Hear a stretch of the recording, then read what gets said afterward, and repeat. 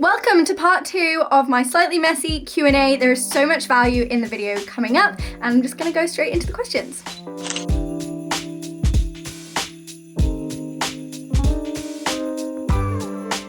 My name is Ellie-Jean, I'm a personal stylist, and on this channel, I help you find your style and find yourself. Can you find your body type with measurements? So depending on the body type system, yes you can. If you're looking at fruit shapes specifically, so the hourglass, pear, I don't know why I said that so weird, pear, it's like people who say theatre, I don't. Pear, triangle, rectangle, those kind of body types. And also the extended version of that, so like skittle, etc. Yes, you can use measurements. With Kibbe body types, you can't use measurements because it's not really about your measurements, it's more about your overall impression that you give. So measurements alone isn't going to be able to tell your body type. What music have you been listening to? For me, recently, it's been Holly Humberstone, Holly Humberstone, Holly Humberstone, Holly Humberstone.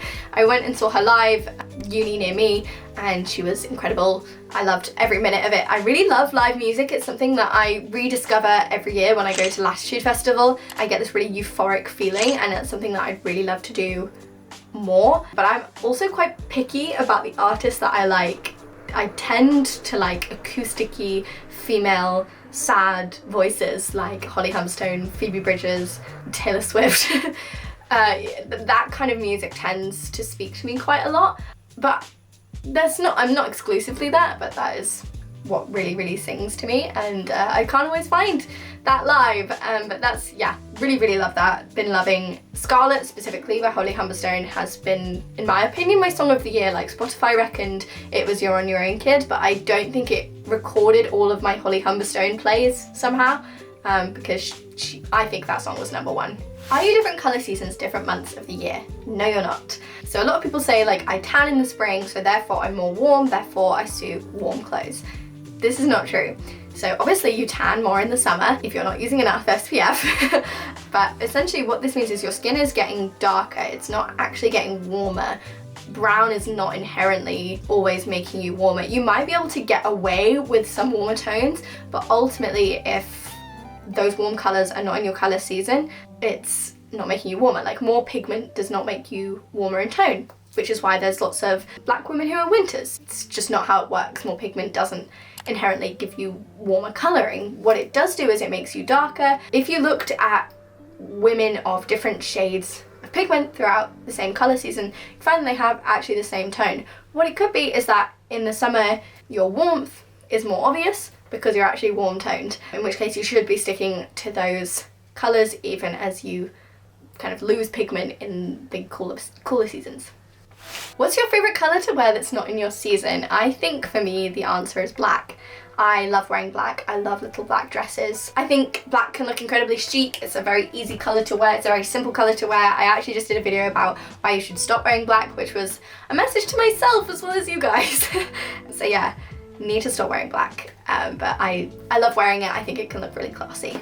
The 5 favourite movies. My favourite movies are very much fashion movies. So Pretty Woman, Legally Blonde, The Notebook, The Devil Wears Prada, and then I've put my Disney trio as my #5, and that's Tangled, Pocahontas and Mulan. They're all my favourites. I feel like every Disney movie I watch, I get the feeling of this is my favourite movie ever, but those 3 I think are my top 3.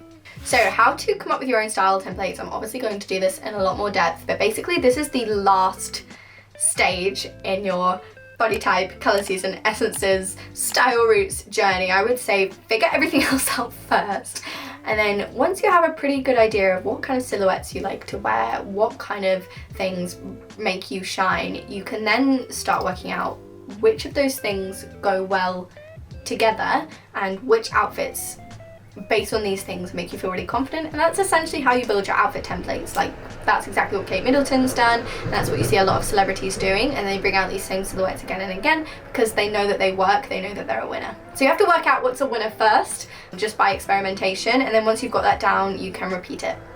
What are your career goals after university? What I would love more than anything is to write, to be a writer. I really want to write a novel. I wrote half a novel last year when I took a gap year to work on this business, essentially. Through that entire summer, I wrote half a novel. I wrote 30,000 words, and I would love to finish that first of all, and I would love to write another book and another book and another book and another book. Yeah, I just want to write basically. That's part of what I'd love to do, and obviously I'd love to build this business as much as I can. I would love to do personal styling. I would love to become more of a fashion influencer. Like, I'd love to expand my niches and have you guys get to know me a little bit more in the short term. That's what I really want to work on, having some of the other things that I do come out in my content, because you guys know I can do body types pretty well at this point, and you guys get a lot of value from that. But that's not all I have to offer. I'm a very multifaceted person. I have such an extreme, wide, varied range of interests and things that I find very useful, that I think you guys would benefit from. So in the short term, I would love to expand my niches a little bit into kind of books and self-improvement, development, and that kind of thing. What was your job before YouTube? So before I did YouTube, I was working, I had a couple of jobs, but directly before I was working as a PR in-between person between a fashion company that called Kibbe, where I was an intern for a year during my first year of university, and then when I was studying in Canada, I worked remotely as kind of like a PR liaison. So I worked for the company and put them in contact with PR companies and worked as like a in-between and kind of negotiated, worked out what everybody wanted and needed, which was a really fun job for a little while, but it was very short-lived because obviously then this took off. But I've also done lots of little jobs for my university. My first real job was working in the butcher's down the road on a Saturday, and at the same time I was a bed maker maid at Centre Parks. So I've done a variety of different things. Can you be hourglass, petite, and not romantic? Yes. So if you're petite and you have curve, which is not inherently the same as being an hourglass, that you can technically be an hourglass as any of the types. But let's say you're petite and you recognise that you have curve. You could be a romantic, you could be a theatrical romantic, you could be a soft gamine. So if you have curve, you're one of those three types. But if you notice, Jennifer Love Hewitt is a flamboyant gamine, and she has, you know, she is curvy, but she doesn't have Kibbe curve. So something to think about. What system has had the most positive impact on your style? What an exciting question. I'm fairly sure Kibbe body types. That was the one which gripped me the most. That was the one that I really focused on with my packages. That is the one that people mostly know me for and come to me for. So I would say probably Kibbe body types, but I think the one that's probably gonna have the most impact on you and the way that you come across is colour seasons. It honestly makes the biggest impact when you wear your colours, and it's such an instant understanding visually. It makes such a visual impact that I definitely think that's the one to kind of think about first, maybe, because it just makes such a huge impression. Do you have an influencer inspiration for an autumn colour season? Yes, Courtney Halverston, i.e. Pretty Little Fawn. Her style just blew me away, and she has such autumnal vibes in everything she wears, everything she puts out. Quite feminine in her autumnal style, but in a quite earthy way. She's very classic, yet slightly dark academia. I love everything about what she puts out. What's your colour character? I did the quiz the other day. If you guys don't know, that basically on TikTok people have been making videos about like the pink character, the yellow character, so basically the kind of characters that represent a colour, and I definitely think that this is connected to essences. So pink character might be like ingenue, yellow characters likely to have some gamine, but it's also about your personality and like the personality that we would associate with each of these kind of energies. So I'm a pink character, no doubt about it. I have no question in my mind about that, and that's what I came out on the quiz as well. Have you ever had negative responses from friends or family as a YouTuber? I actually don't think that I have ever since doing my body and style stuff. Before that, I was making YouTube content for a long time as a study creator, and also I sang online quite a lot. I did a variety of things online. When I was in high school, when I was a teenager, I received a lot of criticism from my peers. I essentially want to say that I was bullied quite a lot, but it was never like one individual person. It was just basically that collective feeling of everybody hates me, like everybody talking about how ridiculous it was that I was trying to do this. Worked out for me in the end, so that's mainly the most negative feedback I've ever got. Obviously I get hate online every day, and it actually can be quite difficult sometimes when you're reading through hate to put your ego aside and recognize what is hate and what is criticism, because there is a fine line between the two.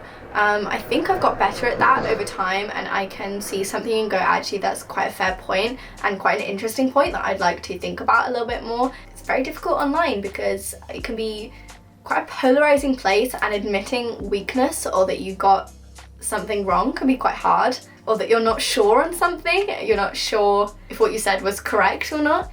Very hard thing to do, but something that I'm definitely working on and getting better at, you know, behind the scenes. So yeah, quite a difficult line, but obviously I get hate all day, every day, which you learn to live with. It doesn't really bother me. It's just strangers out there. Everybody has opinions, everyone has things that they instantly dislike, and that is fair enough. You gotta live your life. Especially seeing as like talking about body types and bodies is such a controversial thing to do. Some people encounter it and they're like, what is this? And I think that's a fair response. I even think that was my first response when I discovered Kibbe body types, like, whoa. So I totally get it. It's a strange thing to get into. But I find for me, on the other side, that it's a really welcoming, exciting community to be a part of. But from friends and family now, definitely not. Everyone's extraordinarily supportive and excited for me. It's a great time.